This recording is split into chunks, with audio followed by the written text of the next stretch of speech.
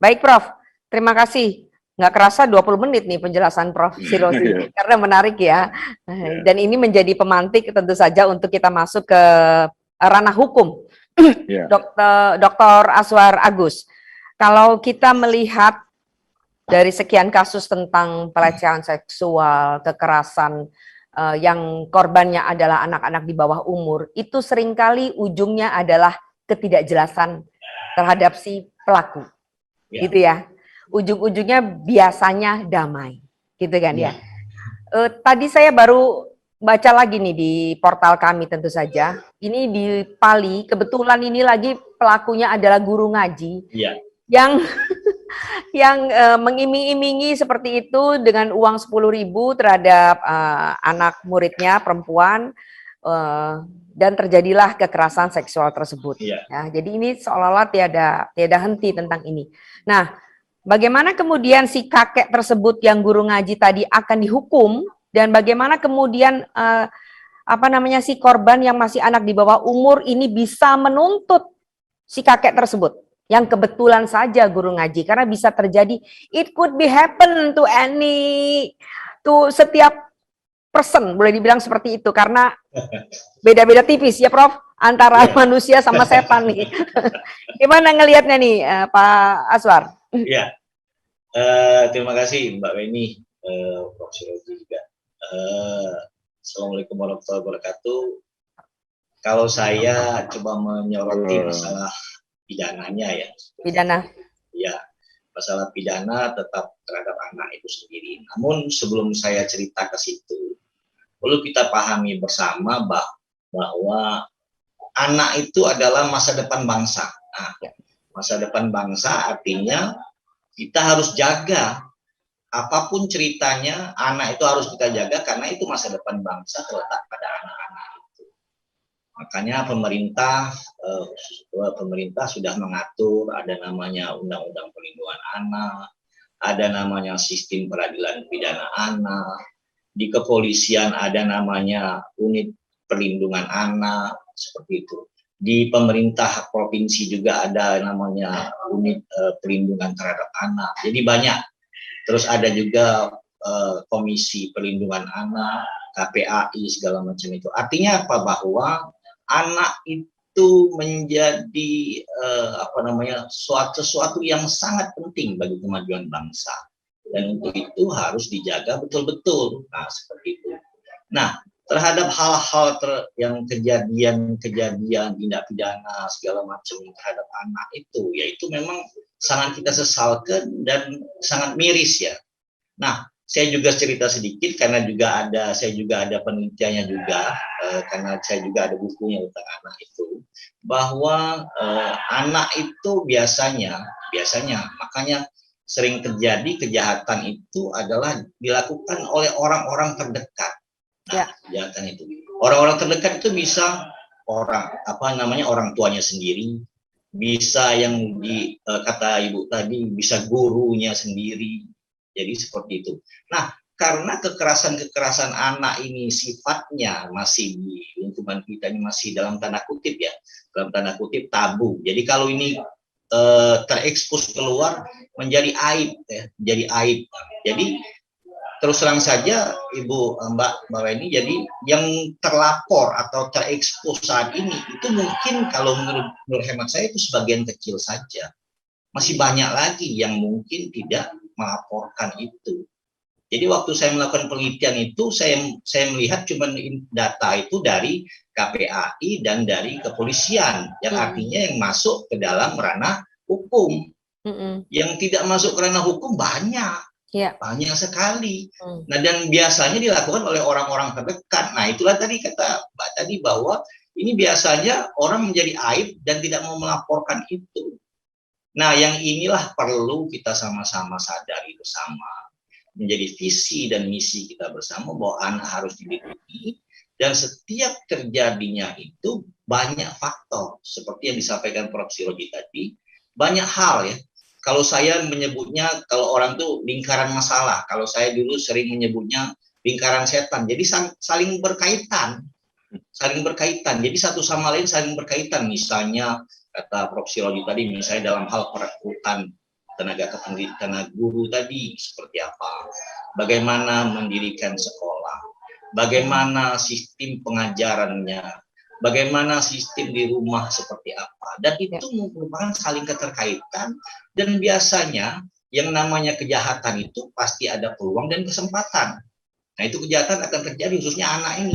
Dan biasanya kalau anak ini orang-orang terdekat yang melakukan kejahatan itu. Nah, itu yang harus mungkin kita sama-sama mewaspadai dalam hal misalnya merekrut guru, memperhatikan anak-anak kita waktu sekolah. Karena itu tadi, apabila terjadi itu tadi biasanya lama itu prosesnya itu dan pemulihannya lama. Dan saya sangat sependapat bahwa kalau misalnya ini terjadi tindakan-tindakan seperti ini, ya harus dilakukan hukuman yang setimpal ya dengan ini yang tadi. Tapi juga harus dipahami bahwa hal ini juga bisa menimbulkan trauma psikis bagi anak itu. Dan ini saya bilang tadi bahwa anak itu adalah masa depan bangsa dan harus kita jaga bersama. Khususnya kalau pemerintah sudah mengatur itu aturan-aturan hukumnya, dan saya pikir aturannya sudah sangat bagus, dan artinya kalau pelakunya itu pasti dihukum berat untuk anak itu. Itu mungkin dari saya sedikit, Ibu. Mbak Weni. Ini kadang manggil Ibu, kadang manggil Mbak yang manunian, ya udah Mbak Ben, Mbak. Nggak jadi formal. Manggil Mbak jadi ya. Oke, nggak penting itu, nggak penting. Oke, Pak Aswar, tapi gini, bagaimana kemudian si pelaku mendapat hukuman yang setimpal? Iya, betul. Seperti yang kasus di Prabu Muli, kami tidak tahu itu prosesnya seperti apa. Apakah betul dia sampai ke sidang, ya kan? Apakah kemudian ada damai, ya kan? Dan bagaimana kalau yang di ini yang kekerasan seksual, saya kira itu lebih mudah ya, lebih mudah karena korbannya banyak. Kasusnya juga sangat jelas begitu ya. Tetapi kalau yang di Prabu Muli misalkan, itu bagaimana menghukum si pelaku? Kalau ada kesepakatan damai, karena polisi bilang korbannya adalah anak di bawah umur. Dan kemudian bagaimana dengan yang di Pali? Kemudian bagaimana lagi yang di provinsi atau di kota kabupaten lain? Ya begini. Kalau dalam penyelesaian sesuatu masalah itu sebenarnya, kalau saya mengistilahkannya itu ultimum remedium ya, artinya bahwa penyelesaian melalui pidana itu adalah sedapat mungkin adalah upaya terakhir ya, Nah, kalau saya sebenarnya memang kalau kekerasan terhadap anak ini memang saya sependapat harus dihukum ya, Namun kita juga harus memperhatikan aspek psikisnya ya terhadap anak itu sendiri. Misalnya nih, dalam satu contoh, misalnya yang melakukan itu adalah gurunya sendiri. Mungkin karena kehilapan segala macam itu ya, kita tidak tahu lah ya. Artinya dia dihukum berat, misalnya dihukum berat. Nah, itu juga akan dilihat nanti dari aspeknya. Mungkin guru ini sangat dicintai oleh murid yang lainnya. Nah, itu kan menimbulkan trauma yang lain juga. Nah, saya pikir bahwa penegakan hukum itu pasti harus dilakukan. Namun saya juga berpendapat bahwa penegakan hukum juga khususnya dalam kekerasan terhadap anak ini harus jelas dan terukur. Nah, kita juga harus sama dalam hal ini persepsinya terhadap kekerasan terhadap anak ini. Nah, seperti itu. Kalau kekerasan terhadap anak ini dilakukan oleh orang terdekat, misalnya dalam tanda kutip orang tua kandungnya sendiri, misalnya seperti itu. Artinya ada hubungan darah di situ kan. Ada hubungan darah di situ, artinya itu akan menimbulkan dampak psikis yang cukup berat bagi anak itu sendiri. Karena itu orang tuanya sendiri yang melahirkan, seperti itu.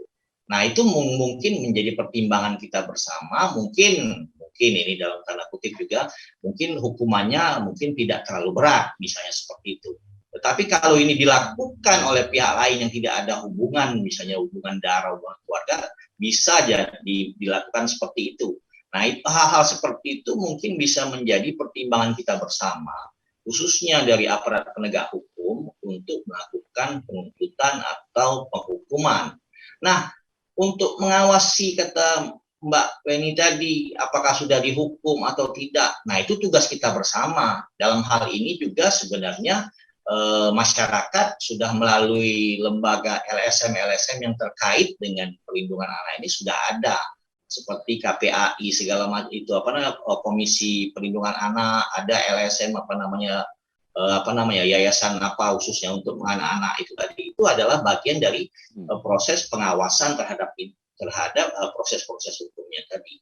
Media juga saya pikir memberikan peranan penting terhadap pengawasan terhadap kasus-kasus ini seperti itu kan. Nah, yang jadi pertanyaan kita bersama adalah ini tadi, karena ini berkaitan dengan anak, nah itu ada norma dan etika yang harus kita junjung bersama. Misalnya kalau misalnya di video kan itu kan pasti ditutup kan gambar anaknya segala macam. Itu agar tidak menimbulkan sesuatu dampak trauma di atau kemudian dampak, hari. Iya, dampak psikis di kemudian hari. Nah itu mungkin bisa dipersamakan persepsinya bahwa itu tadi saya dari awal tadi, bahwa anak itu masa depan bangsa dan harus dan wajib kita lindungi. Itu yang paling utama. Oke, baik. Terima kasih Pak Aswar Agus. Saya sebenarnya belum puas ya akan jawaban Anda ya, karena begitulah jawaban orang hukum. Memang begitu, memang harus jawabnya harus begitu. Saya tahu juga, cuma saya belum puas. Oke, kita ke penanya ya. Sudah ada yang bertanya dari YouTube Sri Poku TV ya, namanya Nur Hayati.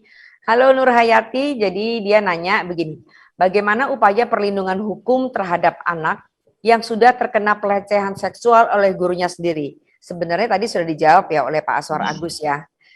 Tapi silakan jawab lagi, dan juga nanti saya minta jawaban dari Prof. Sirozi dari sisi pendidikan. Silakan Pak Aswar Agus. Ya, bagaimana upaya perlindungan hukum terhadap anak yang sudah terkena pelecehan seksual oleh gurunya sendiri? Ya, banyak. Kalau saya dari sisi pidananya biasanya melapor di kepolisian ya. Polisian di situ ada unit perlindungan anak, UPPA namanya, unit perlindungan perempuan dan anak. Nah, nanti di situ akan ada namanya petugas atau kepolisian yang juga melibatkan organisasi yang berkaitan dengan perlindungan anak itu tadi. Dan yang pasti itu biasanya akan diproses hukum, melakukan pelecehan seksual terhadap seperti itu. Karena dan selain itu juga dalam proses pelaporan itu biasanya itu tidak diekspos ya, dan itu dilakukan maksudnya dilakukan secara tertutup ya? Ya, tertutup, karena ini menyangkut juga artinya sesuatu yang tabu ya, dan itu akan menimbulkan malu bagi keluarga dan juga bagi anak itu sendiri. Jadi proses itu akan bisa berjalan dan ada laporan, dan yakinlah kalau proses-proses seperti itu biasanya di kepolisian itu akan ditangani dengan cepat dan tuntas, dan anak-anaknya itu biasanya dilakukan semacam bimbingan konseling, bimbingan atas trauma terhadap pelecehan seksual itu, seperti itu. Nah itu kalau misalnya terjadi suatu tindak pidana pelecehan seksual oleh gurunya, seperti itu kan, seperti itu. Ya. Itu jawabannya. Jadi memang ada prosedurnya ya? Ada prosedurnya, dan lagi kalau tentu saja kalau itu di bawah umur itu boleh dibilang ekstra treatmentnya. Iya. Ya, ekstra treatmentnya. Jadi orang tua bisa melaporkannya seperti itu. Ya, kayak yang di Pali orang tuanya yang melaporkan karena dia curiga. Iya. Oke. Prof. Sirozi, kalau kita melihat dari pertanyaannya Nur Hayati ini kan juga begini ya, saya nangkepnya ya. Maju kena mundur kena ini, ya, dalam arti dilaporkan dia mendapatkan malu, tidak dilaporkan bisa jadi akan terus terjadi.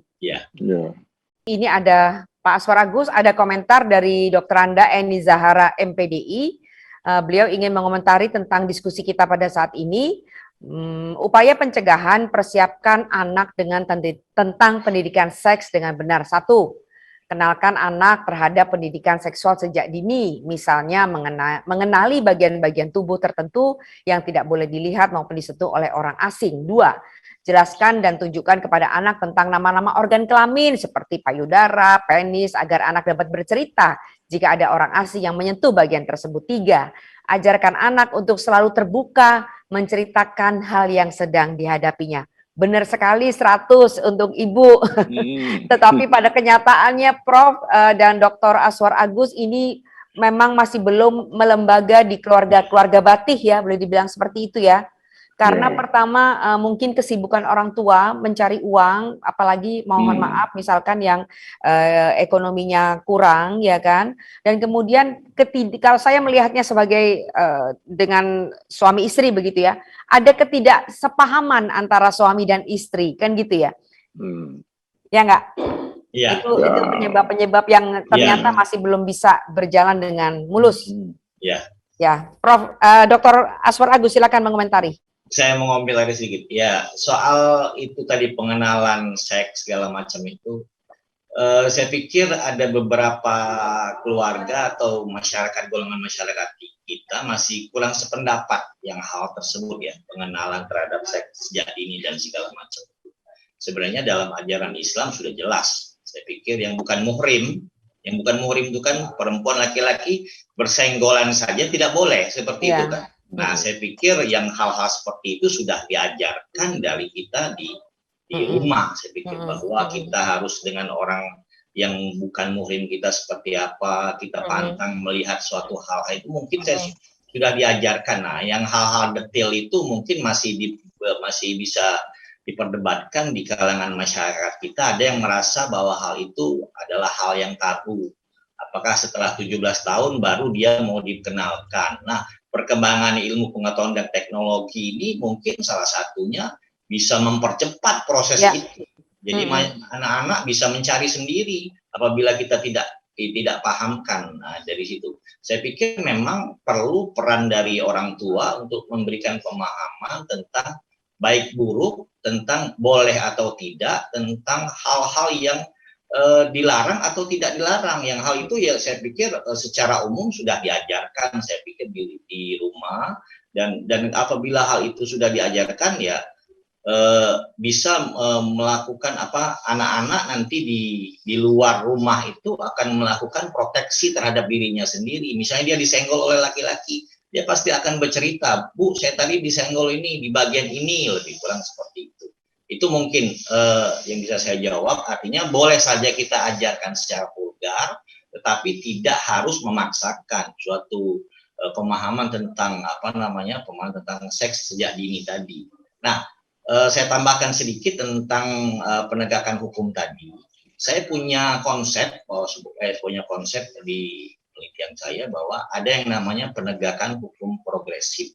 Nah, penegakan hukum progresif itu artinya hukum itu bekerja untuk manusia. Artinya apabila kasus-kasus misalnya khususnya yang seperti tentang anak ini yang melibatkan orang terdekat segala macam seperti itu, tidak harus dalam konsep saya tidak harus dihukum berat. Karena itu menyangkut hubungan antara anak sama orang tua, anak sama orang yang terdekat tadi. Selama itu bisa dilakukan dalam proses misalnya perdamaian atau proses yang tidak menciderai atau tidak melukai hati atau perasaan dari si korban dan memberikan rasa aman kepada korban bahwa ini adalah merupakan suatu kehilapan, dan si pelaku bertanggung jawab penuh sampai dengan si korban, artinya dalam hal pemulihan dari kondisi psikisnya. Saya pikir tidak harus misalnya si pelaku ini dihukum berat. Nah, seperti itu. Itulah konsep hukum progresif yang dalam pemikiran saya. Nah, itu mungkin masih dalam perdebatan apabila ini bagaimana apabila pelakunya tidak mau bertanggung jawab dan lain sebagainya. Nah, hal-hal tersebut mungkin bisa menjadi pemikiran kita bersama, khususnya dalam penegakan hukum, hal-hal yang berkaitan dengan hal-hal yang khususnya terhadap hal-hal yang prinsip seperti diterapkan anak. Itu mungkin dari sini, Pak Wen. Pendekatan progresif bagus, tapi bagaimanapun kalau menurut saya sebagai seorang perempuan ya, seorang ibu gitu ya, itu bagaimanapun masih belum bisa memulihkan sepenuhnya korban yang di bawah umur, seperti itu. Tapi pendekatan hukumnya oke, ya. Tapi itu tadi sulit sekali tentu saja bagi yang mengalami dan keluarganya.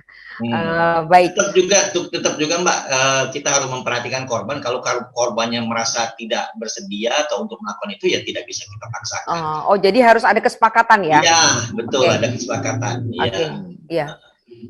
Baik, Prof. Sirozi, tadi saya mention lagi apa yang Anda ungkapkan tentang bagaimana di Amerika misalkan atau di negara-negara maju, memang aturan antara mahasiswa dengan dosen atau guru dengan murid itu sudah sangat ketat dalam rangka mencegah terjadinya hal-hal seperti itu ya. Kita itu memang sudah diatur ya, makanya disebut itu apakah syarat bahwa orang itu dewasa itu adalah salah satunya sudah menikah itu dianggap dewasa. Sudah menikah itu dianggap dewasa, kan seperti itu kan dalam aturan hukum itu. Nah, kalau masalah pernikahan dini ini ya memang pernah ada kasus yang Pak Syekh Uji dulu ya, melakukan pernikahan di bawah umur ya, melakukan di bawah itu kan pernah dia dihukum itu kan, karena melakukan pernikahan dini tadi. Nah, terlepas daripada itu juga aturan kita sudah ada tentang pernikahan dini tadi. Selama itu banyak di daerah-daerah terpencil itu selama itu disetujui oleh keluarga dalam hal ini orang tuanya atau seperti itu, dan itu tidak mengganggu dalam hal ini aktivitas. Tetapi kalau di aturan hukum kita memang untuk pernikahan itu baru bisa tercatat dan dibuat itu adalah di atas 17 tahun seperti itu. Nah itu jadi memang banyak saya bilang tadi sangat kompleks tadi. Sangat kompleks. Iya, sangat kompleks tadi. Bisa kaitannya kemudian dengan reproduksi. Iya, nah seperti itu. Banyak juga yang orang tuanya yang membolehkan seperti ya karena ekonomi. Ya karena ekonomi tadi dan sebagainya. Karena orang tuanya menyetujui dan anaknya pun mau seperti itu kan. Ya kalau karena dipaksa. Ya betul, karena dipaksa dan anak tidak punya kemampuan untuk menolak apa kata orang tua. Jadi kata orang tua seperti so complicated. Oke. Waktu kita tinggal 4 menit, silakan Anda berdua, saya beri kesempatan 2 menit untuk bicara tentang diskusi kita hari ini. Silakan Prof. Sirozi. Ya, terima kasih. Ya, jadi saya kira guru ini sangat penting ya perannya. Karena itu kita benar-benar harus serius ya merekrut guru dan memberikan pembinaan terhadap guru serta mengawasi. Ya, karena seperti saya katakan, inilah aset terbesar kita ya di lembaga pendidikan. Jadi kalau guru kita banyak masalah, pasti pendidikan kita semuanya akan banyak masalah. Mari kita benahi ya proses rekrutmen guru, mari kita berikan pembinaan secara berkelanjutan terhadap guru dan mari kita monitoring dan evaluasi terus kinerja guru-guru kita supaya mereka betul-betul bertanggung jawab melahirkan generasi yang yang baik ya bagi bangsa ini. Terima kasih ya. Oke, baik. Silakan Pak Aswar Agus. Dari sisi hukum tentunya. Iya, sisi hukum sebagaimana saya sampaikan di awal tadi bahwa anak adalah harapan bangsa atau masa depan bangsa. Untuk itu kita harus sepakat bersama-sama, baik itu aparat penegak hukum, keluarga maupun masyarakat untuk sama-sama mengawasi tumbuh kembangnya anak kita maupun orang lain juga untuk mengawasi tumbuh kembang anak tersebut agar tidak terjadi kekerasan terhadap anak. Ya, kita harus mulai dari keluarga. Jangan lupa subscribe, share, komen, dan like ya.